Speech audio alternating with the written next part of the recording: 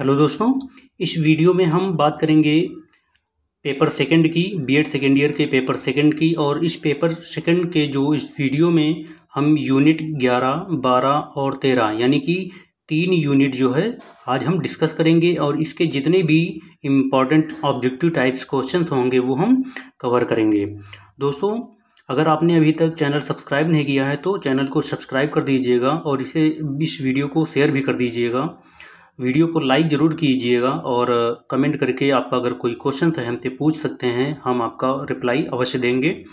तो आइए शुरू करते हैं। यूनिट 11 है कि पाठ्यक्रम सहयोगी सामग्री की भूमिका, role of curriculum support materials. First question दिया है कि पाठ्य पुस्तक ज्ञान, आदतों, भावनाओं, क्रियाओं तथा प्रवृत्तियों का संपूर्ण योग है। यह कथन किससे संबंधित है? ऑप्शंस दिए हैं डगलस, हॉलक्वेस्ट, हेरोलिकर और बेकन। तो ऑप्शन नंबर सी, हेरोलिकर, ये इसका राइट आंसर है।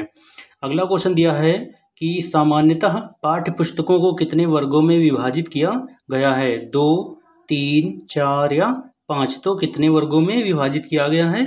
3 वर्गों में विभाजित किया गया है, इसका राइट आंसर है।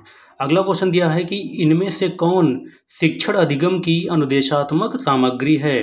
पाठ्य पुस्तकें, अभिक्रमित सामग्री, दृश्य श्रव्य सामग्री और उपयुक्त सभी। तो ऑप्शन नंबर डी, उपयुक्त सभी, ये इसका राइट आंसर है। अगला क्वेश्चन है, क्वेश्चन नंबर 4 है, पाठ्यक्रम संदर्शिका किसका मिश्रित रूप है? अधिगम पाठ्यचर्या का, शिक्षक शिक्षार्थी का, अधिगम शिक्षक संदर्शिका का, पाठ्यचर्या शिक्षक संदर्शिका का। तो ऑप्शन नंबर इसका डी, पाठ्यचर्या शिक्षक संदर्शिका का। पाठ्यक्रम संदर्शिका किसका मिश्रित रूप है? पाठ्यचर्या शिक्षक संदर्शिका का मिश्रित रूप है। अगला क्वेश्चन है 5 नंबर है कि निम्न में से क्या पाठ्यक्रम संदर्शिका का महत्व नहीं बताता है? क्या नहीं बताता है? ऑप्शंस दिए हैं रचनात्मक नेतृत्व के विकास का माध्यम, शिक्षकों के लिए असहायक, अभिक्रमित सामग्री का माध्यम, संदर्भ इकाइयों के निर्माण में सहायक। तो ऑप्शन नंबर इसका सी, अभिक्रमित सामग्री का माध्यम, ये इसका राइट आंसर है। अगला क्वेश्चन देखते हैं, क्वेश्चन नंबर 6 है कि चिल्ड्रेन बुक ट्रस्ट की स्थापना कब हुई थी? चिल्ड्रेन बुक ट्रस्ट की स्थापना कब हुई थी? ऑप्शंस दिए हैं 1950, 1952, 1955, 1957। तो ऑप्शन नंबर इसका डी दिया है 1957। कब हुई थी चिल्ड्रेन बुक ट्रस्ट की स्थापना? 1957 में। अगला क्वेश्चन है 7 नंबर की, बाल साहित्य का क्या उद्देश्य है? बाल पाठकों का ज्ञानवर्धन, बाल पाठकों का मनोरंजन, बाल पाठकों की सृजनात्मक क्षमता का विकास या उपयुक्त सभी। तो ऑप्शन नंबर डी, उपयुक्त सभी, इसका राइट आंसर हो जाएगा। अगला क्वेश्चन है कि पाठ्य पुस्तक शिक्षण अभिप्रायों के लिए व्यवस्थित प्रजाति चिंतन का एक अभिलेख है। किसने कहा? हॉलक्वेस्ट ने, वीके शंकर पिल्लई ने, डगलस ने या लैंज ने। तो किसने कहा? हॉलक्वेस्ट ने कहा। ऑप्शन नंबर ए, हॉलक्वेस्ट, इसका राइट आंसर है। अगला क्वेश्चन है कि निम्न में से क्या पाठ्य पुस्तक के महत्व को रेखांकित करता है? पाठ्य पुस्तकों द्वारा छात्रों एवं शिक्षकों के समय की बचत होती है, पाठ्य पुस्तकें परीक्षा के समय सहायक होती हैं, इनके माध्यम से छात्रों की तर्क शक्ति व स्मरण शक्ति का विकास होता है, या उपयुक्त सभी। तो ऑप्शन नंबर डी, उपयुक्त सभी, इसका राइट आंसर है। अगला क्वेश्चन है 10 नंबर की, इनमें से कौन पाठ्य पुस्तक का प्रकार नहीं है? संदर्भ पुस्तकें, सामान्य पाठ्य पुस्तकें, प्रमाणिक पुस्तकें, पाठ्यक्रम पर आधारित पाठ्य पुस्तकें। तो कौन नहीं है? तो प्रमाणिक पुस्तकें। 10 नंबर का ऑप्शन नंबर सी, प्रमाणिक पुस्तकें पाठ्य पुस्तक का एक प्रकार नहीं है। अगला क्वेश्चन है 11 नंबर क्वेश्चन दिया है कि किस प्रकार की पाठ्य पुस्तक का विस्तार क्षेत्र सीमित होता है? किस प्रकार की? सामान्य पाठ्य पुस्तकों का क्षेत्र, पाठ्यक्रम पर आधारित पाठ्य पुस्तकें, संदर्भ पुस्तकें या व्यावसायिक पुस्तकें। तो ऑप्शन नंबर बी, यानी कि पाठ्यक्रम पर आधारित पाठ्य पुस्तकों का विस्तार क्षेत्र सीमित होता है। अगला क्वेश्चन है 12 नंबर दिया है कि संदर्भ इकाई तथा शिक्षण इकाई के संबंध में निम्न में क्या गलत है? क्या गलत है? संदर्भ इकाई पाठ्यक्रम संदर्शिका एवं शिक्षण इकाई के बीच एक कड़ी है, शिक्षण इकाई का कक्षा शिक्षण कार्य से सीधा संबंध है, संदर्भ इकाई का क्षेत्र सीमित होता है, संदर्भ इकाई का निर्माण शिक्षकों की सहायता के लिए किया जाता है। तो 12 नंबर का ऑप्शन नंबर सी की संदर्भ इकाई का क्षेत्र सीमित होता है, इसका राइट आंसर है। अगला क्वेश्चन दिया है 13 नंबर कि यह अध्ययन क्षेत्र की किसी शाखा की एक प्रमाणिक पुस्तक होती है? यह अध्ययन क्षेत्र की किसी शाखा की प्रमाणिक पुस्तक होती है। यह परिभाषा है इसकी डगलस की, लेंज की, हेरोलिकर की या बेकन की। तो 13 का ऑप्शन नंबर बी यानी कि लेंज की परिभाषा है, इसका राइट आंसर हो जाएगा। अगला क्वेश्चन दिया है 14 नंबर दिया है कि अनुदेशात्मक सामग्री के रूप में सर्वाधिक प्रयोग की जाने वाली सामग्री कौन सी है? कौन सी है? ऑप्शन दिया है कि पाठ्यक्रम संदर्शिका, पाठ्यक्रम सहयोगी सामग्री, संदर्भ इकाई या पाठ्य पुस्तकें। तो कौन है? ऑप्शन नंबर डी पाठ्य पुस्तकें, ये इसका राइट आंसर हो जाएगा। अगला क्वेश्चन दिया है कि शिक्षण इकाई के विषय में गलत तथ्य है। क्या गलत तथ्य है?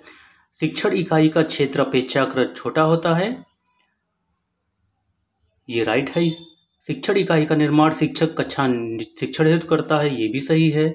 शिक्षण इकाई सही चयन के आधार पर नियोजित होती है, ये भी सही है। यानी शिक्षण इकाई का क्षेत्र व्यापक होता है, ये रॉन्ग है। यानी कि क्या गलत तथ्य है? ऑप्शन नंबर डी इसका गलत तथ्य है, इसका राइट आंसर हो जाएगा। अगला क्वेश्चन दिया है 16 नंबर दिया है कि दृश्य श्रव्य उपकरण सीखने वालों को व्यक्तियों, घटनाओं, वस्तुओं तथा कारण प्रभाव संबंधों के नियोजित अनुभवों से लाभ उठाने का अवसर प्रदान करते हैं। यह परिभाषा किसने दी है या किस विद्वान की है?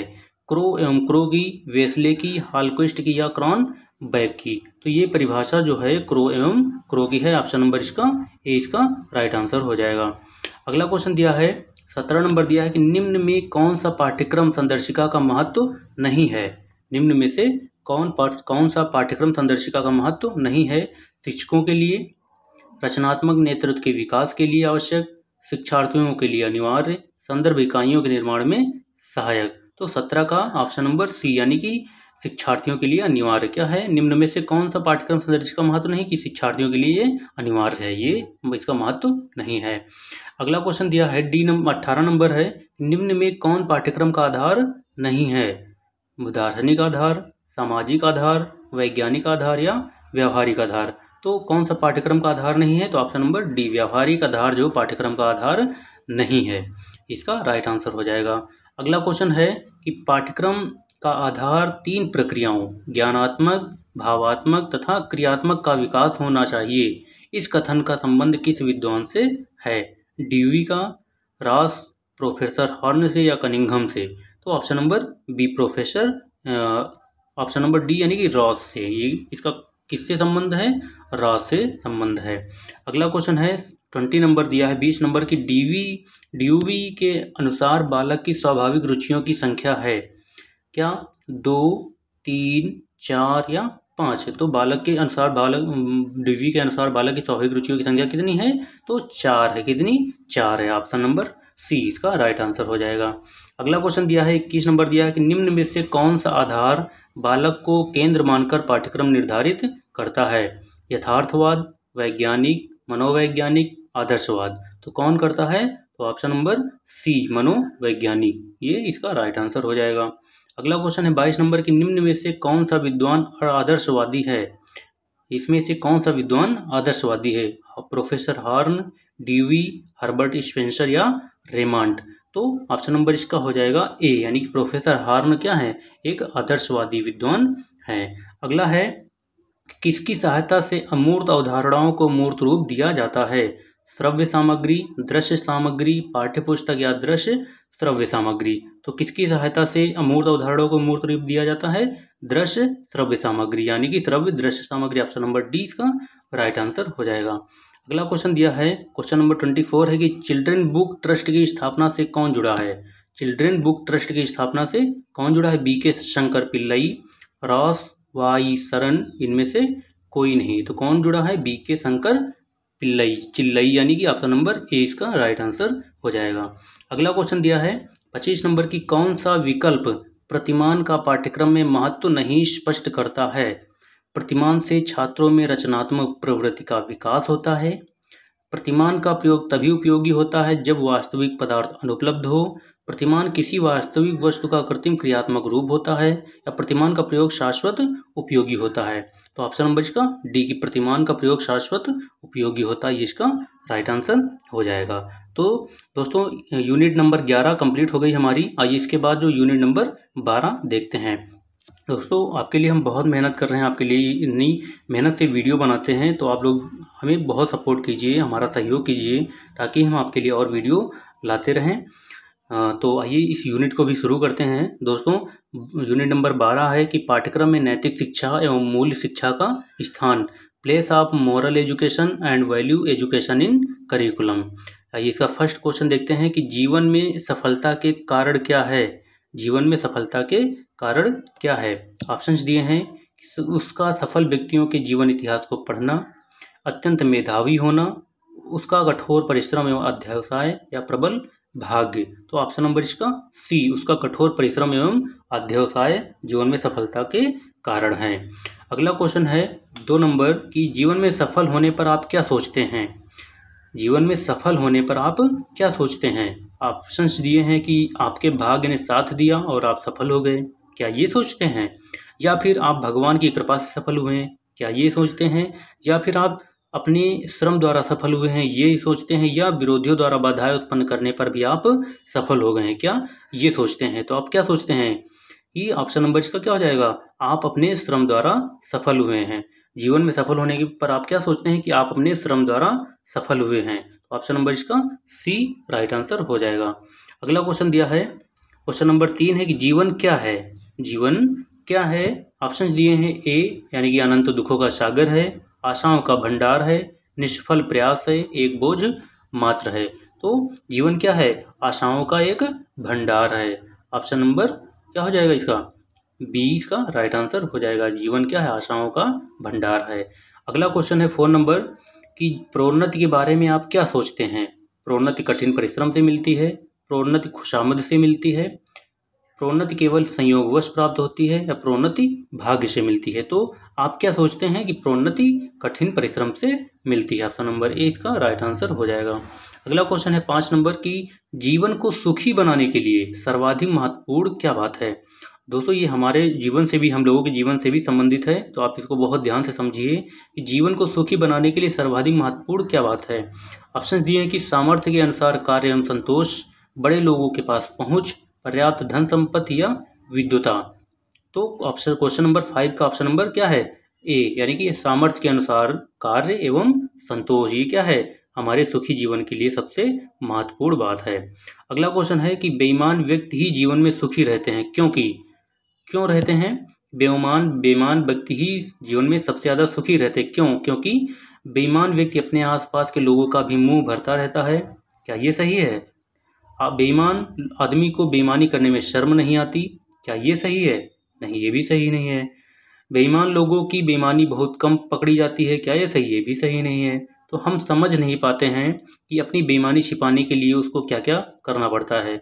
बेईमान व्यक्ति ही जीवन में सुखी रहते हैं क्योंकि हम समझ नहीं पाते हैं कि अपनी बेईमानी छिपाने के लिए उसको क्या क्या करना पड़ता है। तो ऑप्शन नंबर इसका डी राइट आंसर हो जाएगा।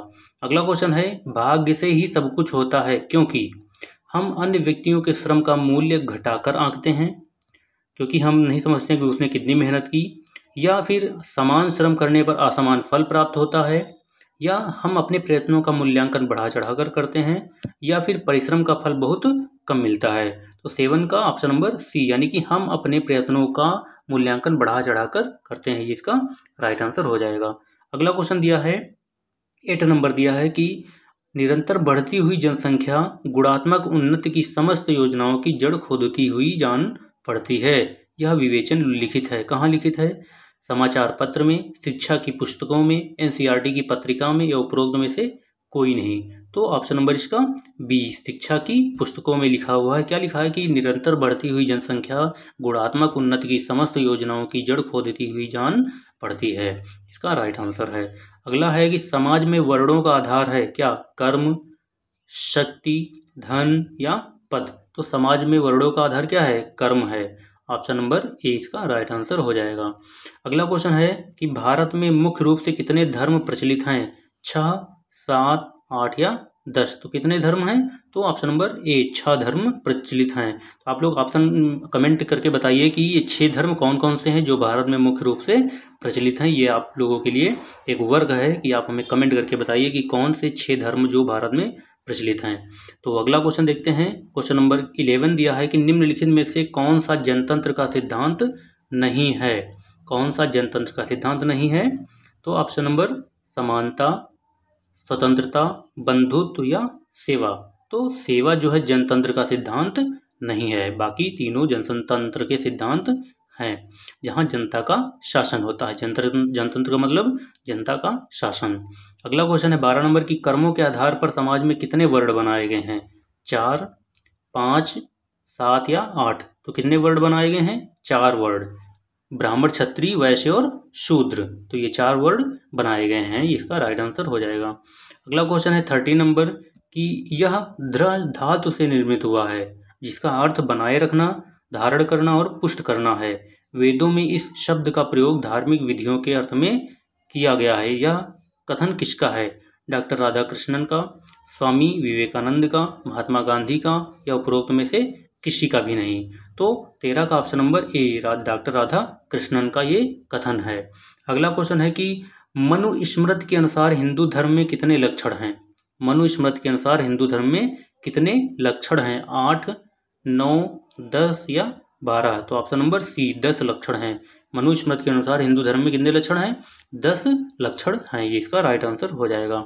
अगला क्वेश्चन है कि बौद्ध धर्म संस्कृति के कितने स्तंभ हैं? तो बौद्ध धर्म स्मृति के संस्कृति के कितने धर्म हैं? 2, 3, 4 या 5? तो ऑप्शन नंबर इसका बी, यानी कि 3 धर्म है। बौद्ध धर्म संस्कृति के कितने स्तंभ हैं? 3 स्तंभ हैं, इसका राइट आंसर हो जाएगा। अगला क्वेश्चन दिया है 16 नंबर दिया है कि जैन धर्म में कितने व्रतों का निधान है? जैन धर्म में कितने व्रतों का विधान है? 5, 7, 8 या 10? तो कितने व्रतों का विधान है? 5। ऑप्शन नंबर ए इसका राइट आंसर है। अगला है सिख धर्म की स्थापना किसने की थी? सिख धर्म की स्थापना किसने की थी? गुरु गोविंद सिंह जी ने, गुरु नानक साहब ने, उपरोक्त ए एवं बी दोनों, उपरोक्त में से कोई नहीं? तो किसने की थी? तो option number B, Guru Nanak साहब ने सिख धर्म की स्थापना की थी, इसका राइट आंसर हो जाएगा। अगला क्वेश्चन है 18 नंबर की, परंपराओं से प्राप्त वह समस्त चिंतन और क्रियाकलाप जो मानव जीवन को निर्देशित करने का कार्य करते हैं मूल्य कहलाते हैं। यह कथन किसका है? डॉक्टर अंजनी सरीन का, एल गुप्त का, डॉक्टर राधाकृष्णन का, उपरोक्त में से कोई नहीं? तो किसका कथन है? तो option number A, doctor Anjani Sarin का ये कथन है। अगला क्वेश्चन दिया है, क्वेश्चन नंबर है 19 दिया है कि सन 1951 के अमेरिकी शैक्षिक नीति आयोग ने कितने प्रकार के मूल्य निर्धारित किए हैं? 8 प्रकार के, 10 प्रकार के, 12 प्रकार के, 15 प्रकार के? तो कितने प्रकार के किए हैं? तो 10 प्रकार के, option number B right answer हो जाएगा, 10 प्रकार के। अगला क्वेश्चन दिया है 20 नंबर है कि राष्ट्रीय शैक्षिक अनुसंधान एवं प्रशिक्षण परिषद नई दिल्ली ने कितने जीवन मूल्यों का उल्लेख किया है? 80, 82, 83 और 85? तो कितने जीवन मूल्यों का उल्लेख किया है? तो 83 जीवन मूल्यों का उल्लेख किया है एनसीईआरटी ने। अगला क्वेश्चन है कि डॉक्टर अंजनी सरीन ने कितने जीवन मूल्यों की खोज की थी? डॉक्टर अंजनी सरीन ने कितने जीवन मूल्यों की खोज की थी? 20, 21, 23 और 25? तो कितने की थी? तो 21 जीवन मूल्यों की खोज डॉक्टर अंजनी सरीन ने की थी, ये इसका राइट आंसर हो जाएगा। अगला क्वेश्चन दिया है, क्वेश्चन नंबर 22 दिया है कि समाज में वर्णों का आधार है धन, पद, शक्ति या कर्म? तो समाज में वर्णों का आधार क्या है?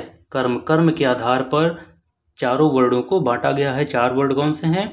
हिंदू, ये ब्राह्मण, क्षत्रिय, वैश्य और शूद्र, ये 4 वर्ण हैं। चारों वर्णों उनके कर्म के आधार पर बांटा गया है, ब्राह्मण, क्षत्रिय, वैश्य और शूद्र, ये इसका राइट आंसर हो जाएगा। अगला क्वेश्चन दिया है कि बुराई को भलाई से जीतो, बुराई को भलाई से जीतो ईसा का संदेश है कि सभी ईश्वर के पुत्र हैं और परस्पर भाई भाई हैं। यह किस धर्म का प्रसिद्ध मंत्र है? हिंदू, इस्लाम, सिख, ईसाई? तो किस धर्म का मंत्र है ये? तो ऑप्शन नंबर डी, ईसाई, यानी कि अगर ईसा की बात हो रही है तो ईसाई होंगे, तो ईसाई, ऑप्शन नंबर डी इसका राइट आंसर है। अगला है कि 24 नंबर दिया है कि मशीनों का उपयोग करो पर यह ध्यान रखो कि कहीं मनुष्य बेकार तो नहीं हो रहा। मैं यंत्रों का विरोधी नहीं हूँ, मैं तो उसके पागलपन का विरोधी हूँ। यह कथन किसका है?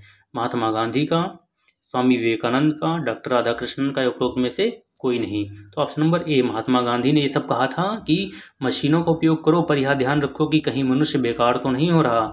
मैं यंत्रों का विरोधी नहीं हूँ, मैं तो उसके पागलपन का विरोधी हूँ।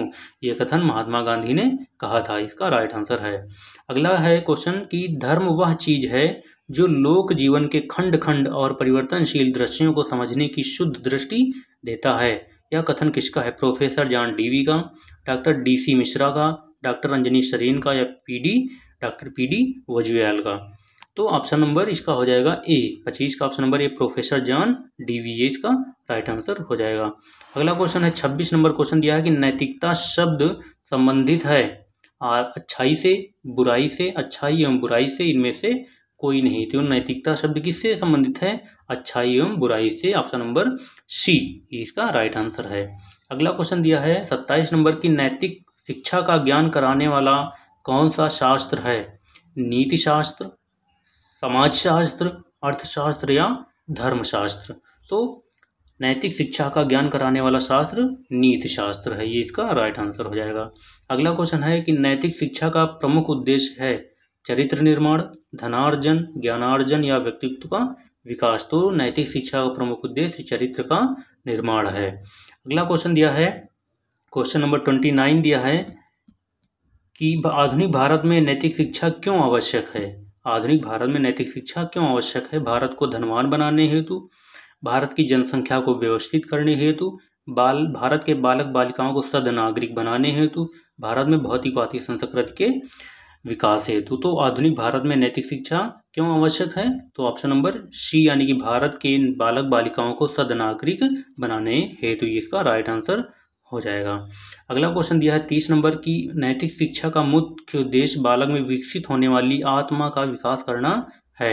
यह कथन किसका है? मैकेंजी का, महर्षि अरविंद घोष का, प्लेटो का या मैकाइवर का। तो किसका है यह कथन? तो ऑप्शन नंबर बी, महर्षि अरविंद घोष का ये कथन है कि नैतिक शिक्षा का मुख्य उद्देश्य बालक में विकसित होने वाली आत्मा का विकास करना है। ऑप्शन नंबर 20 का राइट आंसर हो जाएगा। तो दोस्तों अब ये जो यूनिट थी 12 ये भी कंप्लीट है हमारी, हमने देख ली है। आगे देखते हैं इसके बाद यूनिट है 13 नंबर। 13 नंबर यूनिट है पाठ्यक्रम मूल्यांकन एवं आकलन यानी कि curriculum evolution and assessment. Curriculum evolution and assessment. आइए इसका फर्स्ट क्वेश्चन देखते हैं। फर्स्ट क्वेश्चन इसका क्या है कि मूल्यांकन के संदर्भ में क्या गलत है?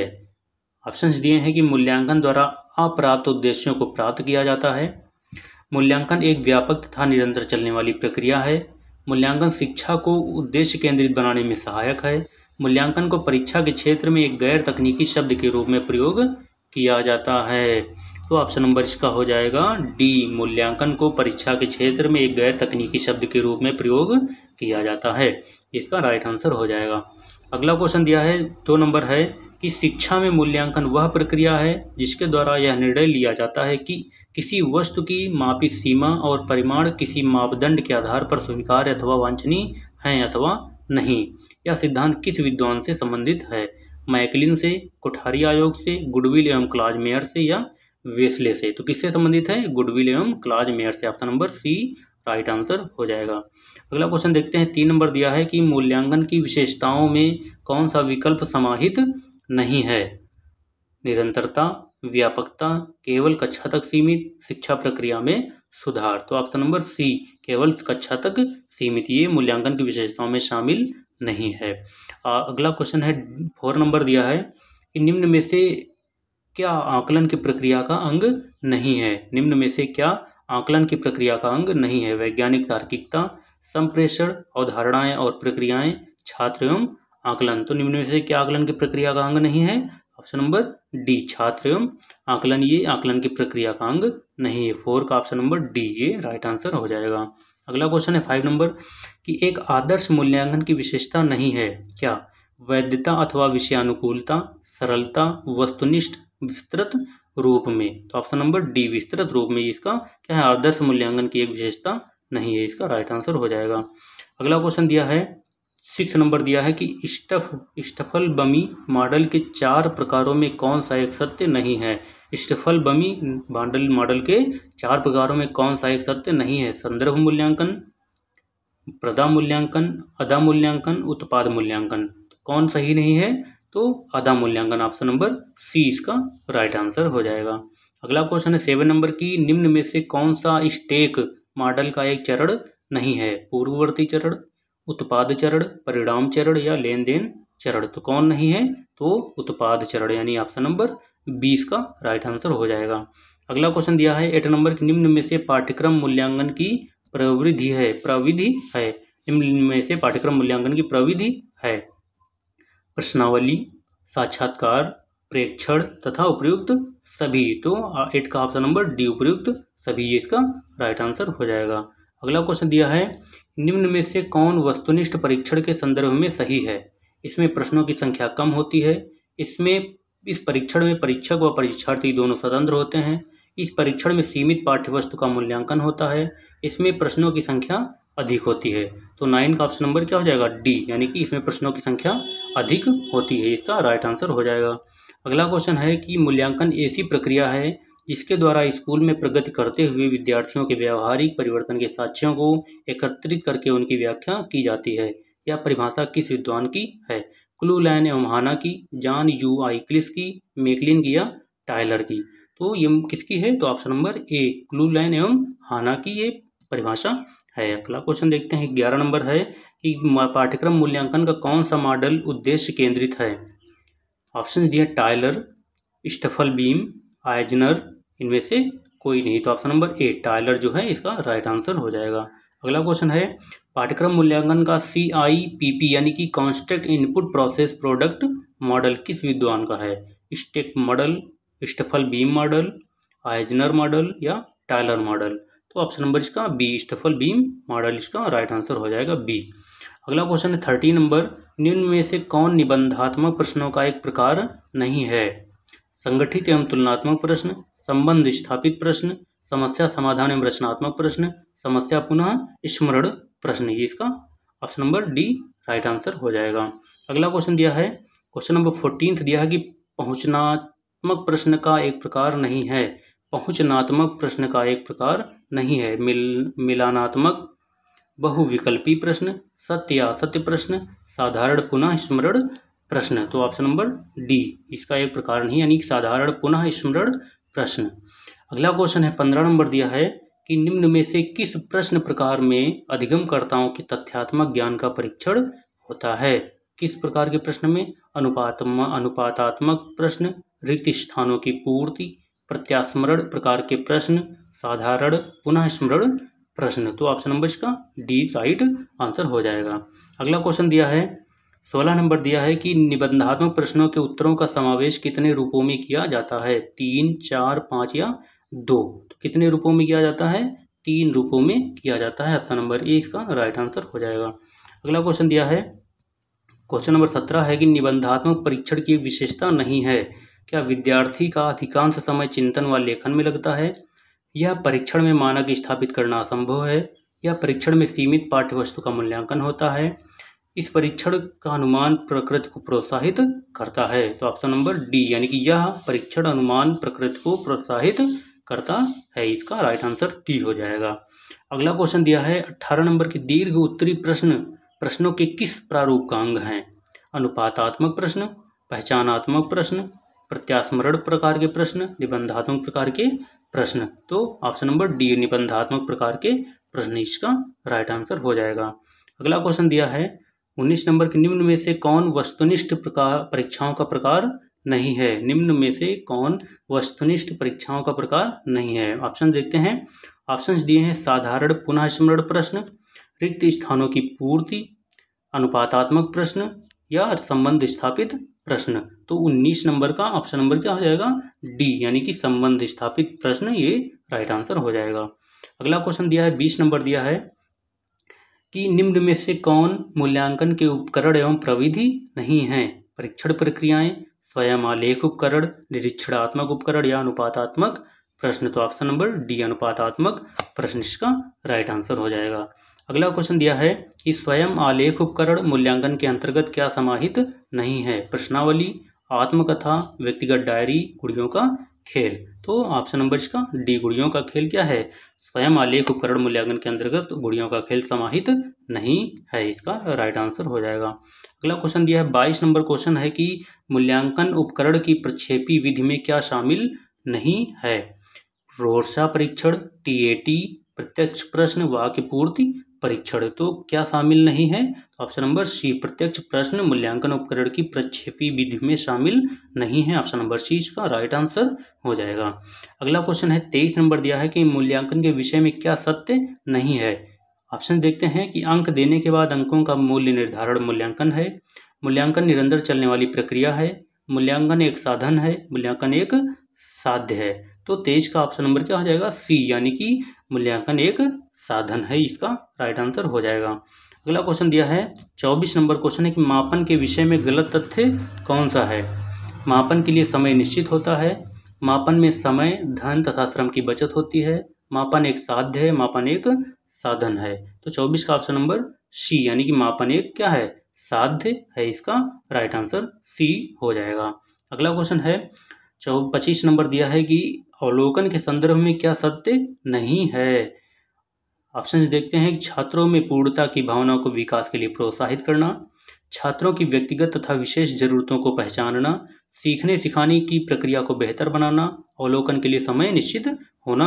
क्या नहीं है, तो ऑप्शन नंबर इसका डी, यानी कि अवलोकन के लिए समय निश्चित होना अवलोकन के संदर्भ में सत्य नहीं है, इसका राइट आंसर डी हो जाएगा। अगला क्वेश्चन दिया है 26 नंबर क्वेश्चन है कि इस निम्न में से कौन सा प्रश्न प्रकार विद्यार्थियों की स्मरण शक्ति परीक्षा लेता है।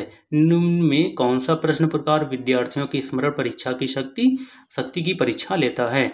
ऑप्शंस दिए हैं कि साधारण पुनः स्मरण प्रश्न, रिक्त स्थानों की पूर्ति, अनुपातात्मक प्रश्न या प्रत्यास्मरण प्रकार के प्रश्न। तो ऑप्शन नंबर इसका डी, प्रत्यात्मक प्रकार के प्रश्न इसका राइट आंसर हो जाएगा। तो दोस्तों ये हमारी 11, 12 और 13 यानी कि तीनों यूनिट कंप्लीट हो गई हैं और इसके बाद हम अगली यूनिट डिस्कस करेंगे। लेकिन उससे पहले जो एग्ज़ाम टाइम की जो गोल्ड सीरीज़ है रिवीजन प्लानर, इसके जो है कल से आपको वीडियो, इसके भी वीडियो मिलने लगेंगे। तो आप लोग उसके भी हमें बताइए कि आप लोगों को चाहिए या नहीं चाहिए। अगर चाहिए तो कल से हम आपको इसके वीडियो भी, यानी कि exam planner, exam time gold series revision planner के वीडियो भी प्रोवाइड करवाएंगे। अगर आपको चाहिए तो आप कमेंट करके हमें बता सकते हैं और इस वीडियो को ज़्यादा से ज़्यादा शेयर भी कीजिए, लाइक कीजिए वीडियो को और चैनल को सब्सक्राइब कीजिए। फिर मिलते हैं ऐसे ही वीडियो में नेक्स्ट पार्ट में, तब तक के लिए धन्यवाद, जय हिंद।